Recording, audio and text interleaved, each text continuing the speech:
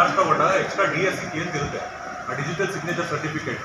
ಅದಾಗೋದಕ್ಕೆ late ಆಯ್ತು ಅಷ್ಟೇ. ನಮ್ಮ ಕಡೆಯಿಂದ ಆಗಿರೋದಲ್ಲ, ಟೆಕ್ನಿಕಲ್ ಸಮಸ್ಯೆಯಿಂದ ಲೇಟ್ ಆಗಿರೋದು ಅಷ್ಟೇ.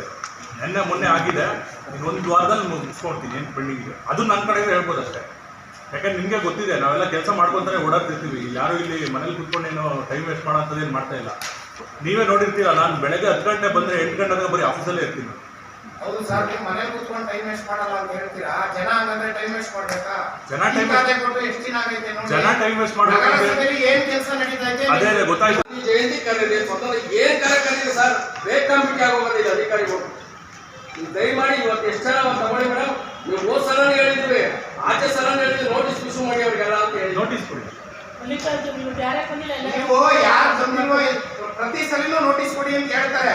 ಯಾವಾಗ ಚೀಫ್ ಆಫೀಸರ್ ಯಾರು ಒಬ್ರು ನೋಟಿಸ್ ಕೊಟ್ಟಿರೋದು ಕೊಡಿ. ನೀವು ಯಾಕೆ ಕೊಡಲ್ಲ ನೀವು ನೋಟಿಸು ಕೊಡಿ. ಯಾರು ಒಬ್ರು ನೋಟಿಸ್ ಸಿಗ್ನೇಚರ್ ಅಥಾರಿಟಿ ಇರ್ಲಿಲ್ಲ ಅಂತ ಹೇಳಿದ್ರೆ ಅದು ಓಕೆ.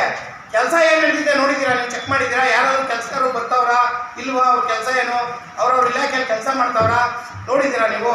ಎಲ್ಲ ಒಂದೊಂದು ಬೆಂಚಲ್ಲಿ ಇಷ್ಟು ಟೂಲ್ ಎಲ್ಲ ತುಂಬ್ಕೊಂಡು ಕುಂತವ್ರೆ. ಯಾವ್ದಕ್ಕೂ ಹೇಳಿದ್ರೆ ಚೀಫ್ ಆಫೀಸರ್ ಇಲ್ಲ ತಹಸೀಲ್ದಾರ್ ಇನ್ಚಾರ್ಜ್ ತಗೊಂಡವ್ರು ಅವ್ರು ಮಾಡ್ತಾ ಇಲ್ಲ ಅಂತ ಹೇಳ್ತಾರೆ.